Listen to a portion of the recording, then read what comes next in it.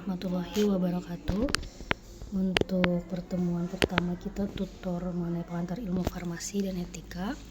Kali ini kita akan membahas mengenai ruang lingkup farmasi ya. Di pertemuan pertama jadi masih ilmu-ilmu yang dasar untuk kita memperkenalkan seperti apa farmasi itu. Nah, di sini kita harus tahu terlebih dahulu farmasi itu apa sih. Nah, kalau farmasi sendiri itu adalah ilmu pada bidang kesehatan. Ya, farmasi itu termasuknya ke dalam bidang kesehatan. Lalu, farmasi itu sendiri mempelajari apa aja di bidang kesehatan. Yang pertama mempelajari cara meracik obat itu seperti apa. Kemudian bagaimana cara menyediakan obat. Misalnya cara menyediakan obat tuh misalnya di apotik ya. Nah, kalau di apotik itu kan kita seringnya pasti harus menyediakan alat kesehatan, kemudian juga obat-obatan yang akan kita jual di apotik gitu ya. Kalau misalnya kalian sudah menjadi apoteker dan kalian bisa mendirikan apotik sendiri gitu ya. Nah, itu kan kita cara menyediakan obat-obatannya itu juga ada rute-rutenya, ada cara-caranya sendiri, cara memesannya seperti apa, dengan PBF bagaimana gitu kan, dagang besar farmasi gitu.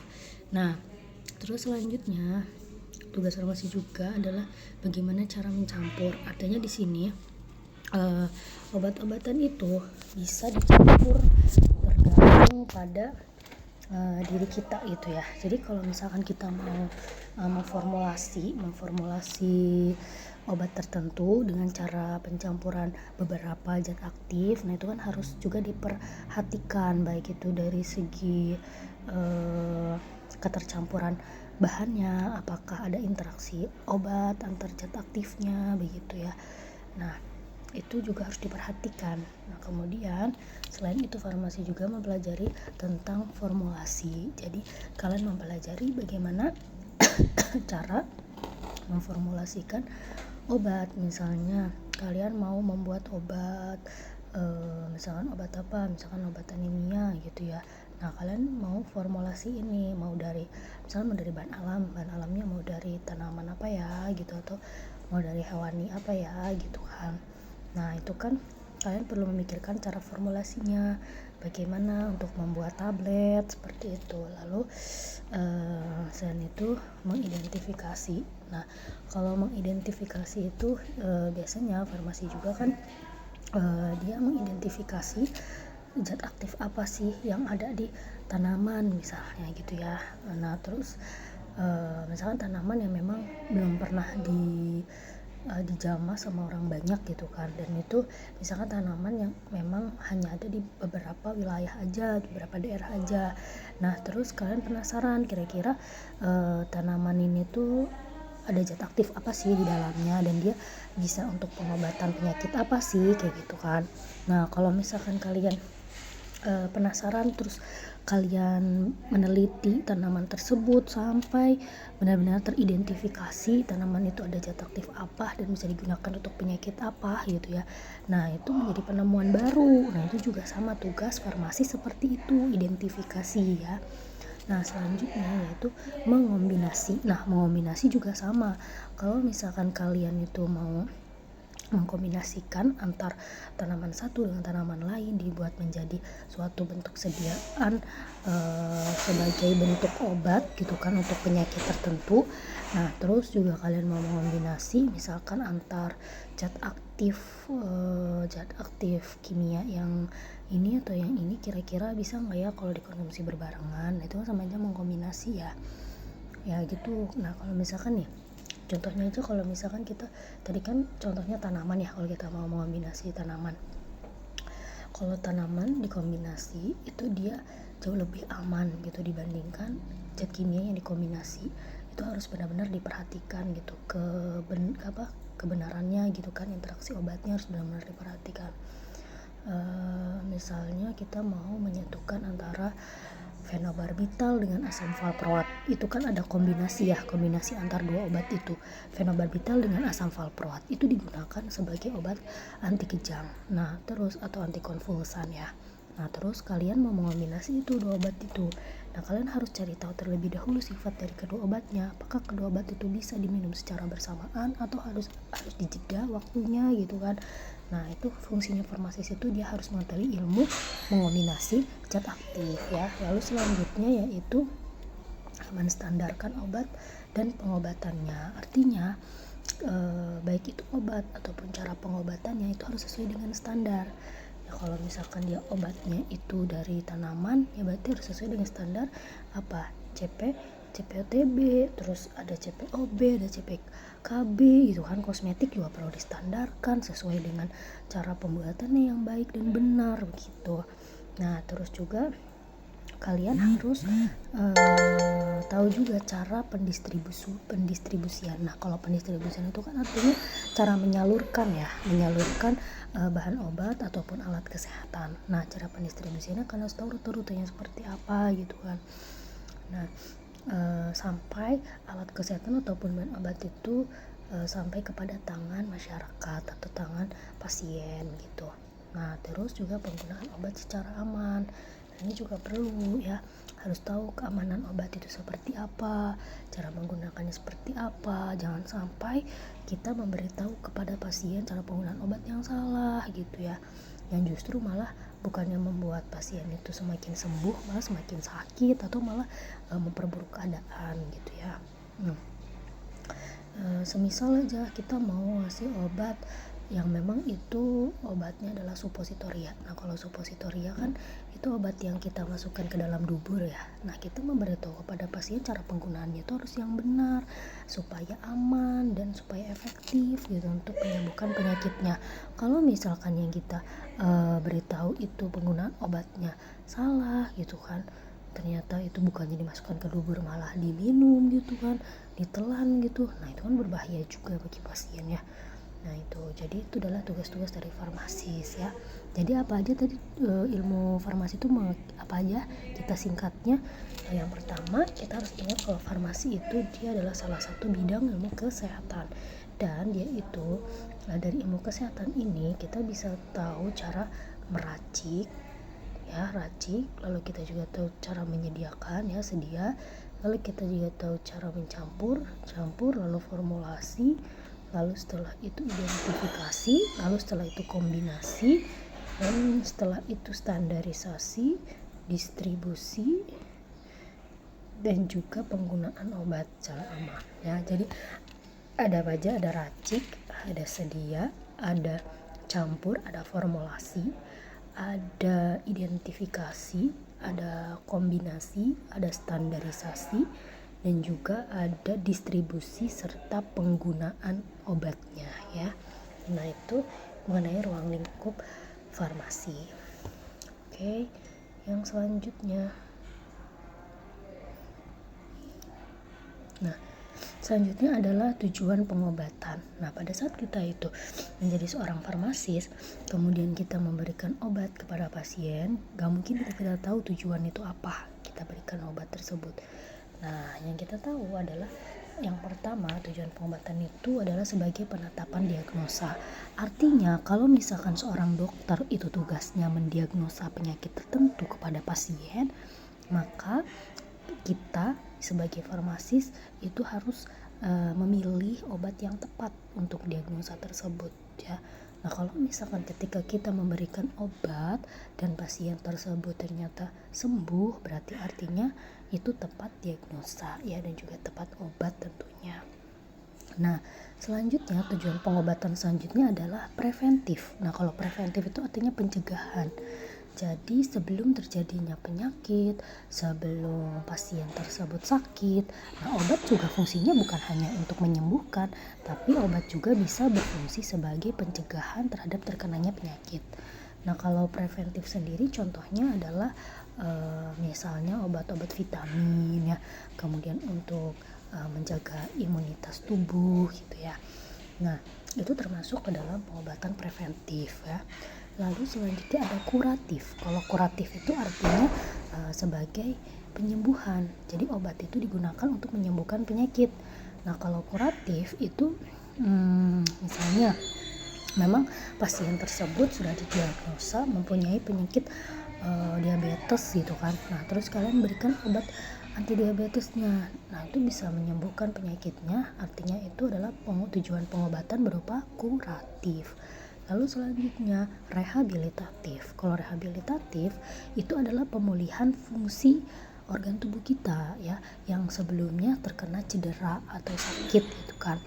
Nah misalnya yang awalnya tubuh kita ini bisa, otot-otot kita ini bisa tegak, bisa berdiri tegak dan tidak ada kelumpuhan, namun ternyata karena penyakit tertentu itu kan membuat otot-otot kita tuh menjadi lumpuh gitu kan. Nah fungsinya di sini kita berikan tujuan pengobatan berupa rehabilitatif adalah memulihkan kembali fungsi organ seperti sedia kala gitu kan, misalkan dengan terapi-terapi, misalnya fisioterapi gitu kan, untuk memulihkan otot-ototnya supaya tegak kembali gitu. Nah itu rehabilitatif. Lalu selanjutnya tujuan pengobatan yang disebut dengan paliatif. Nah kalau paliatif itu artinya adalah berupa sebuah lebih kepada kenyamanan pasien, jadi memberikan kenyamanan. Jadi pengobatan itu bukan sekadar kita beri obat sudah selesai gitu, tapi kita juga harus memberikan kenyamanan dalam pemberian obat tersebut ya. Artinya misalnya nih, misal kenyamanan itu seperti mengutamakan psikologis dari pasiennya juga gitu kan.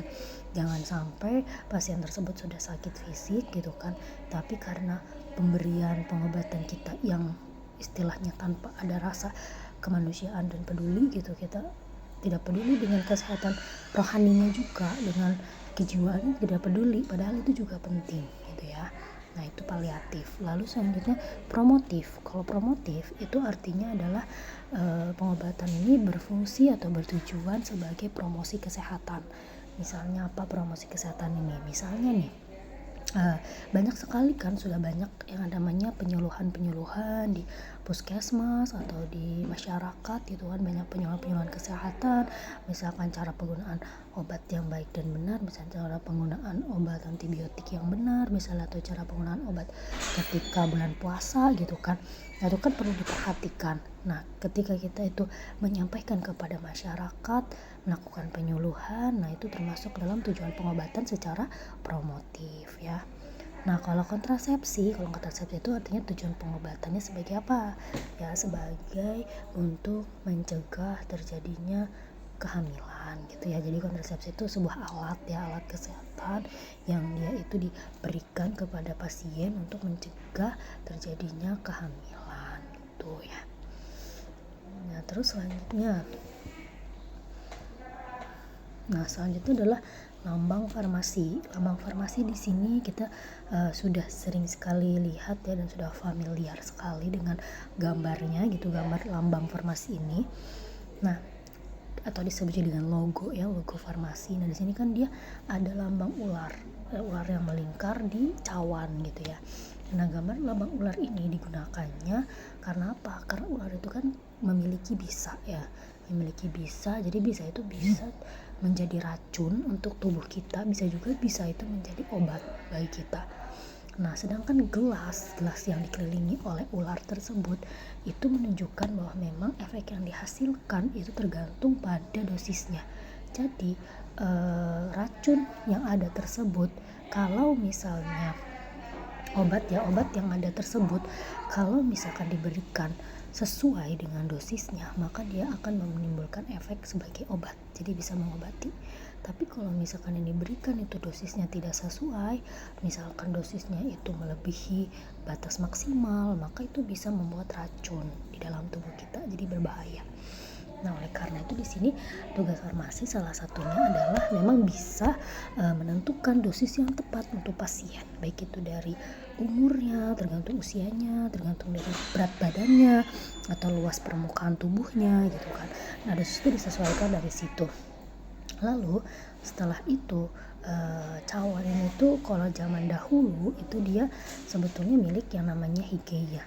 Itu adalah seorang dewi Yunani yang memang menjadi lambang dewi kesehatan gitu ya. Nah selanjutnya sejarah perkembangan farmasi. Kalau sejarah perkembangan farmasi ini kita lihat pada tahun 2000 sebelum Masehi ya, pada saat kebangsaan Mesir dan juga Babilonia, itu obat yang ada itu sudah dalam bentuk yang banyak, bentuk sediaan obatnya, jadi dalam bentuk granul dan lain-lain itu sudah ada ketika zaman tersebut, dan juga sudah dikenal beberapa jenis bahan alam yang digunakan sebagai obat. Lalu pada tahun 460 sebelum Masehi, yaitu pada saat di zaman Yunani ya, yaitu dengan ilmuwan Hippocrates, itu dikenal dengan metode dasar ilmiah pengobatannya itu lebih rasional. Kalau sebelum zaman Hippocrates itu kan metode dasar ilmu pengobatan itu kurang rasional ya, jadi mereka itu lebih kepada kalau misalkan ada orang yang sakit, mereka ngiranya tuh wah ini adalah kutukan dewa gitu kan. Kalau kutukan dewa nggak perlu diobati pakai obat atau apa-apa gitu, mereka malah cuma hanya sekedar doa-doa gitu kan, persembahan kepada dewa gitu. Nah itu yang mereka lakukan, artinya sebelum zaman Hippocrates ini metode dasar pengobatan itu belum rasional. Nah, namun setelah di zaman Hippocrates barulah metode dasar ilmu pengobatan itu menjadi lebih rasional lagi, yaitu dengan cara pencarian obat-obatan dari bahan alam, dari tanaman-tanaman, rimpang gitu ya. Dan itu sudah mulai ada di zaman Hippocrates. Nah, selanjutnya yaitu pada tahun 7 sebelum Masehi, yaitu pada zaman Asklepios dan juga Hygieia. Nah, disitulah baru terbit atau adanya lambang kedokteran dan juga kefarmasian. Nah, kalau di sini lambang kedokteran itu ada yang ini ya, inilah lambang kedokterannya sebelah kanan. Nah, kalau sebelah kiri ini ada lambang farmasi ya, kefarmasian gitu. Nah, selanjutnya pada tahun 1240 sebelum Masehi, yaitu pada masa Sisilia, dikenal dengan adanya surat perintah raja yang disebut dengan Magna Carta. Nah, Magna Carta ini surat perintah rajanya berupa apa? Berupa mulai diadakannya ucap sumpah apoteker ya, jadi mulai adanya kode etik dan juga sumpah apoteker Indonesia itu pada masa Sisilia itu pada tahun 1240 sebelum Masehi. Nah, kemudian pada tahun 1550 sebelum Masehi, yaitu pada zaman J.R.J. Ebers ya, dia itu merupakan bangsa Mesir. Nah, dia menciptakan sebuah karya yang disebut dengan The Ebers Papyrus. Nah, The Ebers Papyrus itu di dalamnya banyak sekali formula-formula obat, baik itu obat untuk obat penyakit kulit, dan semuanya tuh dia rangkum di sebuah karyanya itu The Ebers Papyrus ya. Nah, pada tahun 1240 Masehi, pada masa Raja Jerman Frederick II, nah itu dia berlakukan atau dia memberikan perintah yang disebut dengan Thucydides. Nah, Thucydides ini di sini mengatur pekerjaan kefarmasian, di mana di dalamnya yang awal mulanya antara farmasi dan kedokteran itu satu kesatuan. Nah, pada zaman Raja Jerman Frederick II ini farmasi dan kedokteran pun akhirnya dipisahkan untuk pekerjaannya.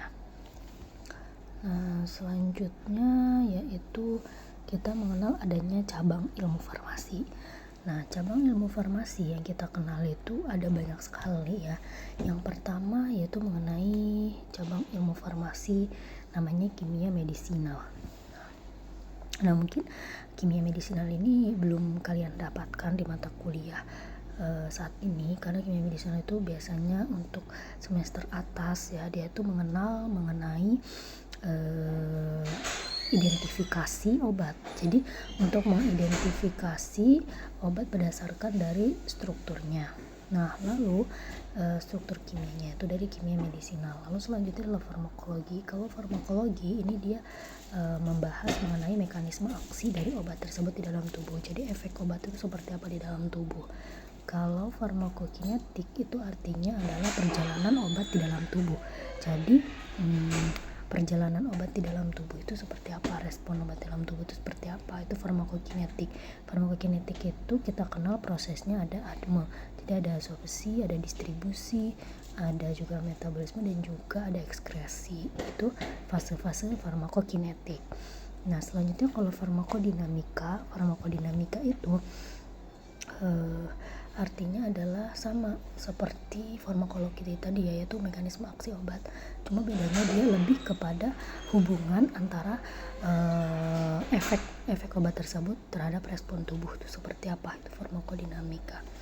Lalu selanjutnya yaitu farmakoterapi. Kalau farmakoterapi ini dia membahas mengenai lebih kepada obat tersebut sebagai dia bisa menyembuhkan penyakit apa, farmakoterapi ya. Jadi lebih kepada fungsi obatnya gitu kan, sebagai obat apa itu farmakoterapi. Jadi penggunaan obat secara tepat supaya bisa menyembuhkan penyakit itu seperti apa, itu farmakoterapi juga ya. Nah selanjutnya kalau farmakognosi ini dia melibatkan bahan alam, misalkan kayak tanaman, mineral, hewani gitu. Nah itu masuk ke dalam farmakognosi. Jadi dia pengobatannya berasal dari yang tadi, berasal dari tanaman, dari hewani ataupun dari mineral, itu farmakognosi ya.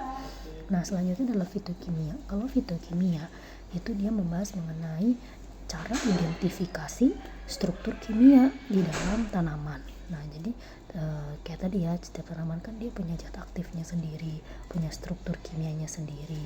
Nah untuk kita mengetahui tanaman tersebut berfungsi sebagai pengobatan penyakit apa, itu kita harus tahu, diidentifikasi terlebih dahulu struktur kimianya apa gitu.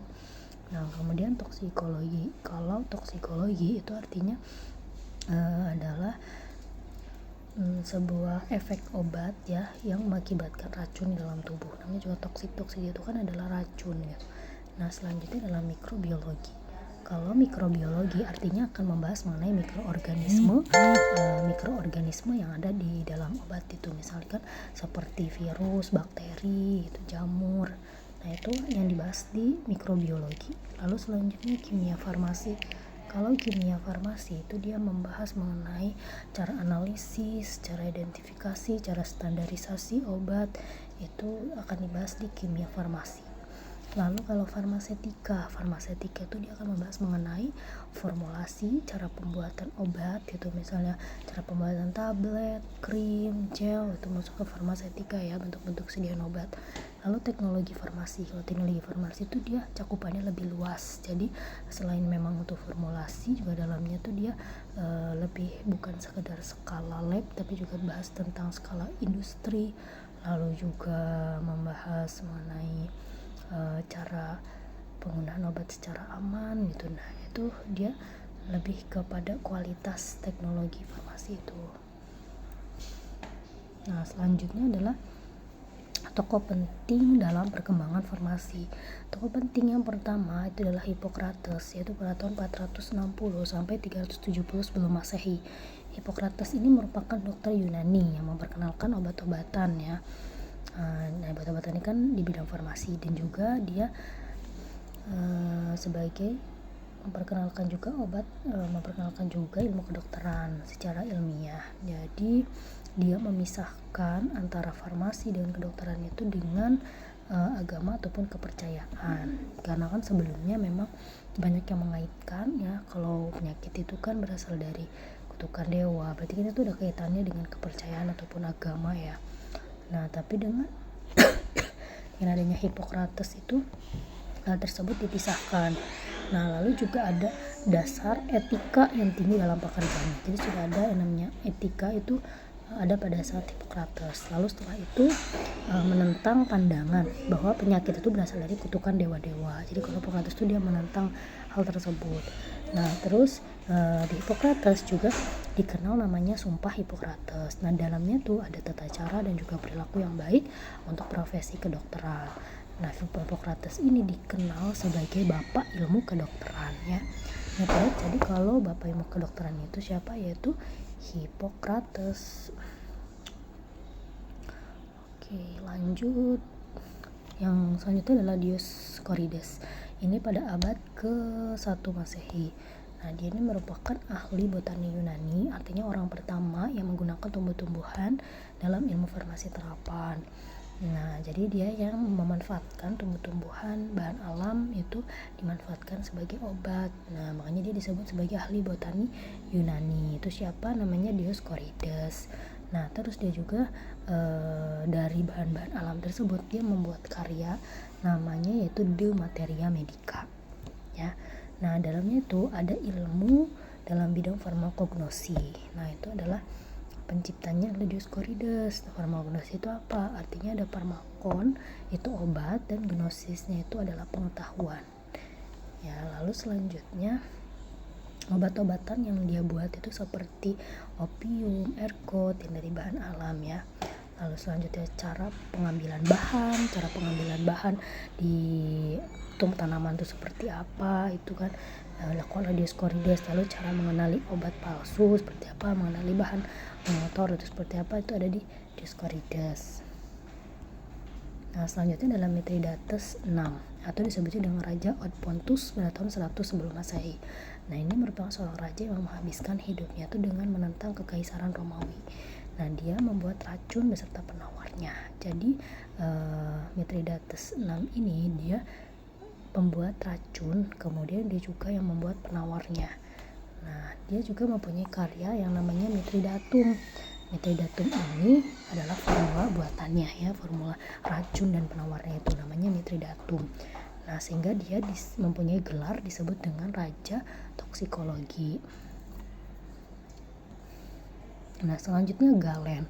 Galen ini pada tahun 130 sampai 200 Masehi dia disebut sebagai dokter dan juga ahli farmasi dari bangsa Yunani. Nah, yang kita kenal dari Galen itu adalah ilmunya yakni farmasi galenica, artinya adalah ilmu kedokteran dan juga obat-obatan yang memang berasal dari alam. Kemudian formulasinya dan juga sediaan farmasinya itu dibahas di farmasi galenica. Lalu dia juga punya karya yang disebut dengan Galen Kerats. Nah, itu merupakan formula krim pendingin. Nah, kemudian dia menciptakan juga sistem perpaduan baik itu dari fisiologi, patologi dan juga pengobatan. Jadi dia memadukan fungsi tubuh ketika normal tanpa penyakit dengan keadaan tubuh ketika terjadinya penyakit atau patologi dan juga cara pengobatannya. Nah, itu dia memadukan ketiga hal tersebut. Lalu dia juga merupakan peramu obat pertama, sehingga Galen ini disebut juga sebagai perintis ilmu farmasi. Nah, selanjutnya yaitu Philippus Aureolus Theophratus Bombatus van Hohenheim atau disebut juga dengan Paracelsus ya. Jadi singkatnya adalah Paracelsus. Itu pada tahun 1493 sampai 1541 Masehi. Nah, Paracelsus ini juga merupakan seorang dokter dan juga ahli kimia dari Swiss. Nah, dia menyiapkan bahan obat spesifik dan juga memperkenalkan zat kimia sebagai obat internalnya. Nah, dia punya ramuan yang dia buat sendiri yaitu laudanum. Nah, itu merupakan berasal dari opium pekat yang dimurnikan dan juga mengandung keseluruhan alkaloida. Nah, pada abad ke-18 itu, nah dia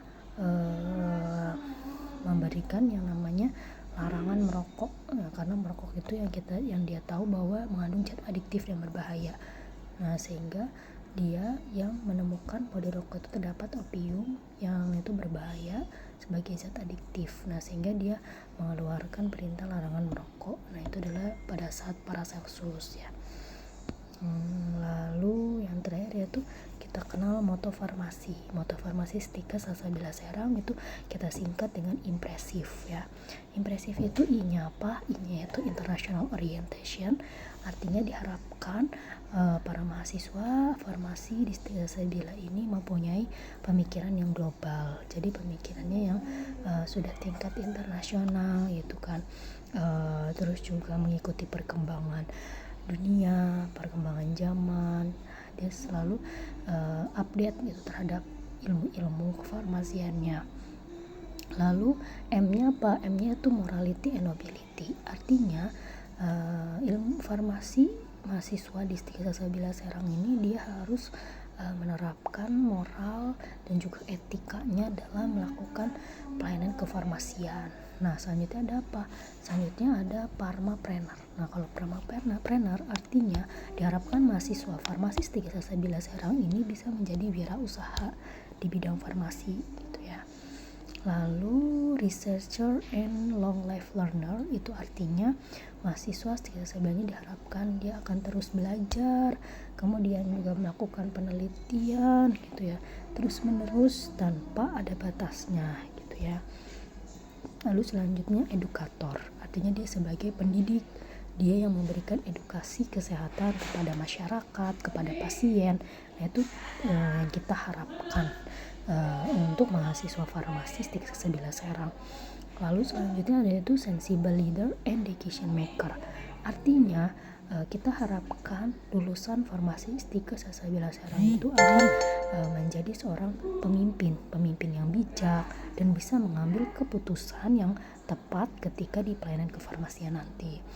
Lalu scientific comprehension artinya adalah mahasiswa farmasi STIK Sasabila Serang ini bisa menerapkan keilmuannya, ilmu pengetahuannya ketika di praktik kefarmasian nantinya ya. Lalu inovatif manager, artinya mahasiswa farmasi STIK Sasabila Serang ini harus menjadi orang yang inovatif. Jadi orang yang kreatif, yang bisa mencari hal-hal baru gitu kan, yang bisa mencari hal-hal baru untuk di ilmu kefarmasian, misalnya menemukan tanaman-tanaman baru yang memang belum dijangkau masyarakat, yang bisa menyembuhkan suatu penyakit, itu kan sebuah penemuan baru ya. Nah itu sebuah inovatif. Lalu versatile caregiver itu artinya adalah diharapkan mahasiswa farmasi STIK Sasabila Serang ini mempunyai kepedulian baik terhadap pasien, terhadap masyarakat. Nah artinya ketika memberikan pelayanan kefarmasian itu bukan sekedar hanya memberikan obat sudah, tapi juga memberikan rasa kenyamanan, menyampaikan rasa kepeduliannya, misalkan seperti semoga lekas sembuh, itu kan juga sebuah kepedulian gitu kan, dan memberikan kenyamanan juga kepada pasien. Lalu juga misalnya dengan cara memberikan dukungan seperti itu kan, dukungan semangat, nah itu juga termasuk ya dalam versatile caregiver. Lalu selanjutnya adalah efektif komunikator, artinya mahasiswa farmasi STIK Sasabila Serang itu diharapkan mempunyai komunikasi yang efektif. Jadi dia bisa berkomunikasi secara efektif kepada sesama teman sejawat kesehatan, sama farmasis atau kepada dokter, atau juga dia mempunyai komunikasi yang baik juga kepada masyarakat, kepada pasien gitu kan. Jadi pasien juga ketika dijelaskan oleh farmasi cara penggunaan obatnya nggak bingung karena kita memberikan komunikasi secara efektif gitu ya. Oke, jadi untuk tutor pengantar ilmu farmasi dan etika pertemuan pertama hanya itu yang bisa saya sampaikan. Nanti kalau misalkan ada yang mau ingin ditanyakan atau yang kurang paham, bisa berkomentar di kolom chat Edlink ya. Terima kasih. Wassalamualaikum warahmatullahi wabarakatuh.